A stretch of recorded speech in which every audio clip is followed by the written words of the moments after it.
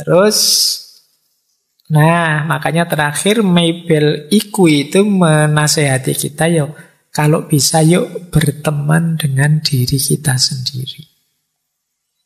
Sejak tadi kan kita benci terus dengan diri kita. Masa enggak bisa sih berteman dengan diri kita?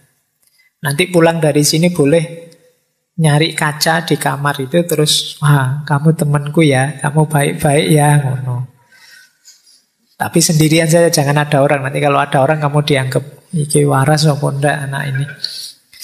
Coba kamu ajak ngobrol temanmu tadi, dirimu sendiri. Maunya apa sih, senengnya gimana sih, asiknya gimana sih, biar akrab. Karena kemarin-kemarin kita banyak sekali tema untuk menyadari diri, mengenali diri. Yaitu sederhananya kita berteman dengan diri kita pahami dia, kita cari apa maunya, kita selidiki bentuk yang dia inginkan dalam hidup ini dan lain sebagainya. Sehingga kita bisa, oh ternyata aku ini tersiksa kalau begini, nyaman kalau begitu. Nah itu terus kalian bisa membahagiakan dia. Membahagiakan dia berarti membahagiakan dirimu sendiri. Aku tersiksa kalau ngajinya panjang gini Pak. Oh ya berarti sesuk setengah saja ngajinya. Terus kalau sudah capek mundur sambil tiduran juga boleh. Atau, wah saya kalau dipotong-potong tidak tuntas Pak, enaknya yang ini. Coba kamu pahami dirimu, enaknya bagaimana, terus kamu turuti. Tidak harus selalu ikut orang lain. Wah saya yang lain ke sana, ya saya ke sana. Tidak. Coba kamu pahami, kamu baca, kamu ikuti maunya, biar kamu bahagia. Ini yang disebut berteman dengan diri kita sendiri. Baik, saya tambahi babak terakhir. Kita geser sebentar ke religius perspektifnya. Kalau dalam agama, bentuk konkretnya perlawanan kita terhadap kebencian diri adalah hidup yang sabar dan syukur. Ada satu hadis yang artinya kira-kira seorang yang mukmin itu luar biasa hidupnya karena dia tidak bisa kalah. Kalau sedang enak dia bersyukur, kalau sedang sulit dia sabar. Jadi kita ini hidup ini tidak ada tidak nyamannya. Selalu nyaman. Tapi kan kadang-kadang berat Pak. Tidak. Kalau pas berat sulit ada senjata namanya sabar. Kalau pas enak, nyaman, ada senjata namanya syukur. Ada syukur, ada sabar, menang sudah. Itu dua senjata utama. Nah itu saya bawakan dua ayat tentang syukur. Yo, nanti teman-teman boleh baca sendiri, ngecek sendiri saat tafsirnya ya. Bisa yang pertama dari surat Ibrahim ayat 7, yang kedua dari surat Luqman ayat 12. Kalau yang pertama, wa itta'adzana rabbukum la in syakartum la azidannakum wa la in kafartum inna adzabi lasyadid. Jadi Allah menyatakan jika engkau bersyukur pasti akan kutambah nikmatnya untukmu, dan bila engkau kufur ya sesungguhnya siksaku amat pedih. Jadi tambah syukur, tambah nikmat. Karena syukur sendiri itu aktivitas menerima dan menikmati apapun yang diberikan oleh Allah. Mesti ditambah, mesti bertambah. Karena enak 10, begitu kita syukuri enaknya jadi 20. Karena dalam aktivitas bersyukur kita sedang menerima dan menikmati. Kalau tidak bersyukur kita menolak. Tidak hanya menolak kenikmatan yang datang, tapi juga menolak yang memberi kenikmatan yaitu Allah. Makanya yang belakang disebut azabku sangat pedih. Karena kamu nolak aku yang memberi kenikmatan tadi. Nah ini kalau pakai logika agama. Jadi kalau kalian dapat rezeki 10 ya, kalau bersyukur rezekinya nambah. Apa-apa kalau disyukuri ya nambah. Nambahnya paling tidak dari sisi nikmatnya. Yang kedua, kalau ini nanti bisa dibaca sendiri ya. Kalau ini nasihatnya Luqman. Saya ambil karena banyak rumor dalam dunia filsafat yang bilang bahwa Luqman ini representasinya Sokrates. Ya, silahkan dicari sendiri bukunya. Tapi di sini Luqman memang menyuruh untuk bersyukur. Barang siapa bersyukur, sebenarnya dia bersyukur pada dirinya sendiri. Fa'innama yashkuru li nafsih. Kalau kita tidak bersyukur, fa'innallaha waniyyun hamid. Allah tidak butuh kita. Allah itu maha kaya, maha terpuji. Yang butuh bersyukur itu kita.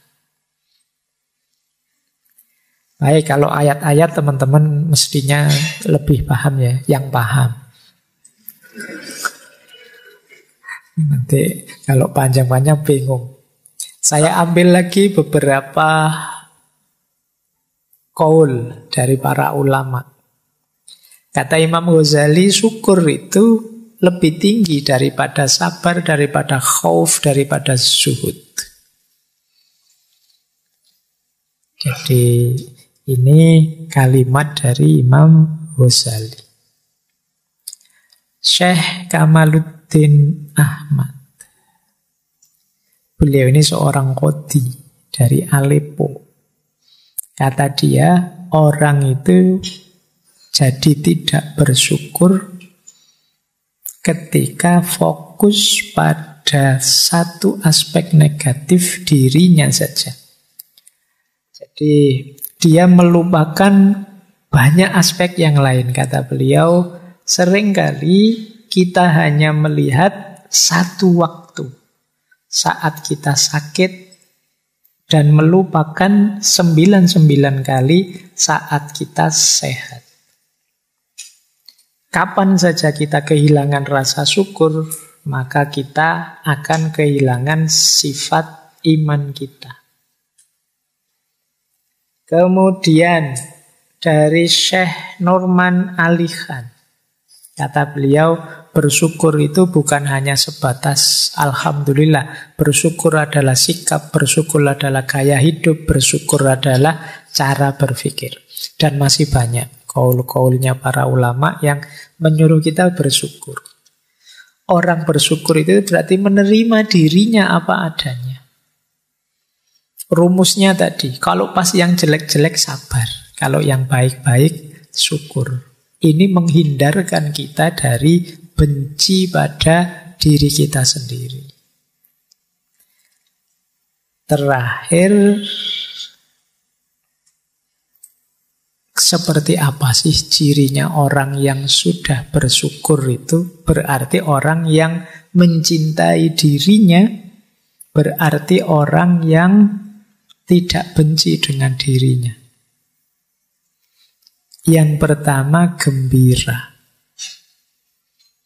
Kata Imam Hasan Al-Basri, kemana-mana orang ini senyum. Saya tidak tahu ada tidak di sini yang kemana-mana senyum. Saya ngomong gini terus bodoh senyum kabeh. Rasulullah itu punya satu gelar basam. Basam itu mukanya selalu tersenyum. Mungkin beliau pas tidak senyum, tapi orang dekat beliau rasanya disenyumi terus. Ini menunjukkan jiwa yang bersyukur. Jadi dia gembira, hidupnya gembira. Yang kedua,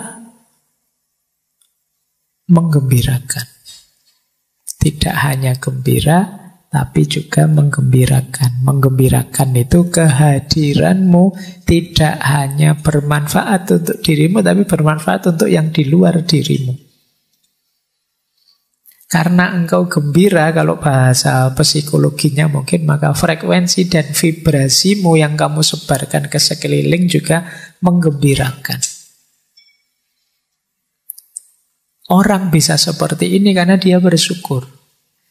Karena dia menerima hidupnya dan mensyukuri apapun yang terjadi dengan dirinya. Ketika dia bersyukur, dia gembira. Ketika dia gembira, dia menggembirakan. Kita dekat dengan orang yang senyum terus, dengan orang yang gembira kan enak.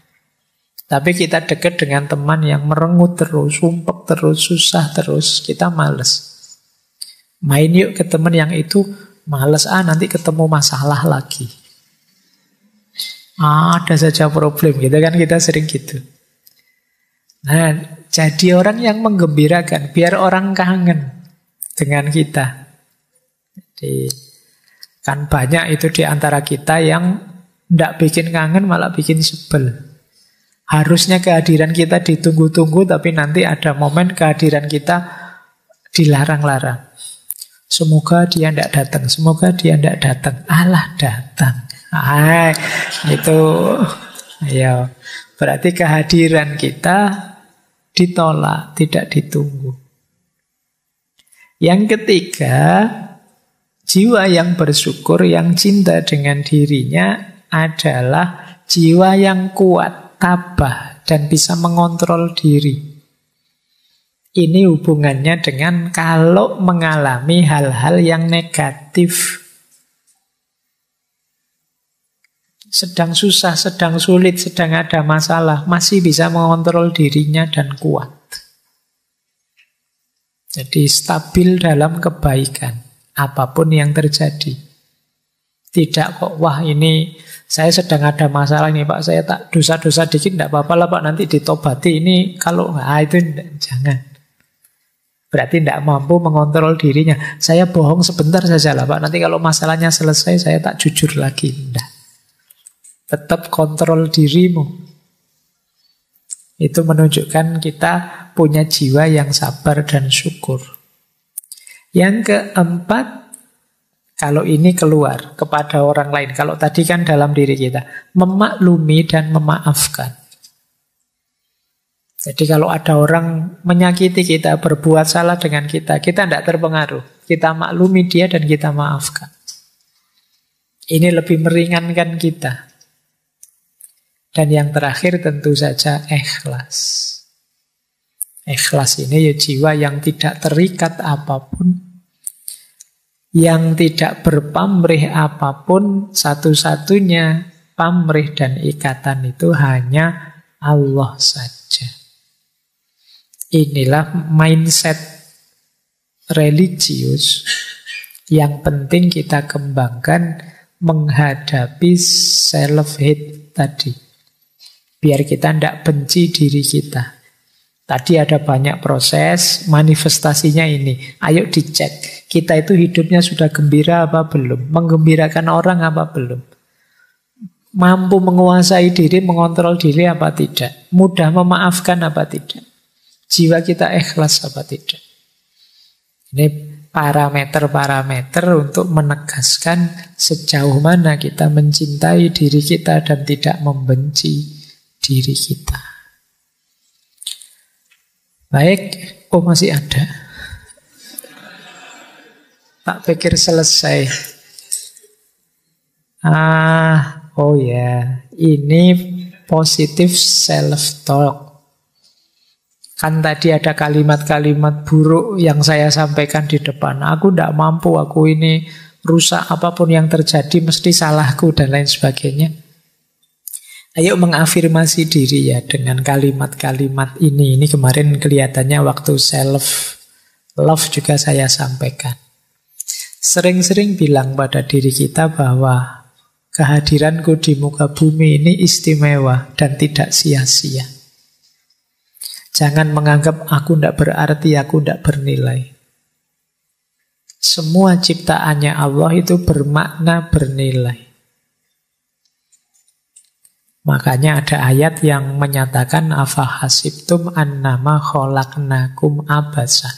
Apa engkau anggap kami menciptakan kalian itu main-main saja? Tidak, semua makhluk bernilai, apalagi manusia seperti kita. Maka sering-sering bilang aku ini berharga, tidak sia-sia diciptakan oleh Allah. Kemudian tegaskan juga dalam diri kita, pikiran kita, pandangan kita, prinsip hidup kita, semua yang baik dalam diri kita itu hakikatnya anugerah dari Allah yang berharga. Sekecil apapun. Pak, ilmu saya itu hanya sedikit kecil, yaitu juga anugerahnya Allah loh, cahaya dari Allah, sekecil apapun. Kemampuan saya hanya ini. Meskipun itu kecil dari Allah, syukurilah, gembiralah. Allah masih memberi kita anugerah itu. Nah, ini untuk biar kita tidak keluar dari jalur syukur tadi. Yang ketiga, aku fokus pada apa yang bisa aku kontrol. Selebihnya pasrah saja pada Allah. Kuatku ya hanya sholat yang wajib-wajib ini saja sementara. Sisanya pasrah pada Allah. Mohon ampun ya Allah, saya masih belum bisa sholat malam secara istiqomah. Yang istiqomah baru sholat wajib saja. Ini fokus pada yang bisa aku kontrol. Karena kalau sholat malam kan setelah tidur. Kalau sudah tidur saya sulit bangun ya Allah. Nah, kalau sulit bangun di luar kontrol kita. Jadi pokoknya dalam hal yang saya mampu, saya jalankan semaksimal mungkin. Itu saja. Sisanya pasrah sudah pada Allah. Yang di luar kuasaku. Dan yang terakhir, nyatakan bahwa terima kasih ya Allah, semakin aku paham diriku, semakin aku kenal padamu. Betapa Engkau maha besar. Baik, saya kira itu ya teman-teman. Untuk malam hari ini, semoga sedikit banyak mengurangi kebencian kita pada diri kita sendiri, menyadarkan kita bahwa kita adalah makhluknya Allah yang berharga. Nilai diri kita yang berharga jangan kita jatuhkan sendiri. Baik lewat perspektif negatif seperti self-hate tadi, juga lewat perilaku-perilaku negatif. Oke, saya kira itu untuk malam hari ini. Minggu depan kita libur ya. Karena Rabu depan itu, Rabu malam ada yang sholat Idul Adha, ada yang takbiran. Jadi kita libur. Ketemu lagi 2 minggu yang akan datang insya Allah. Saya akhiri sekian. Wallahul muwafiq. Wallahu a'lamu bissawab. Wassalamualaikum warahmatullahi wabarakatuh.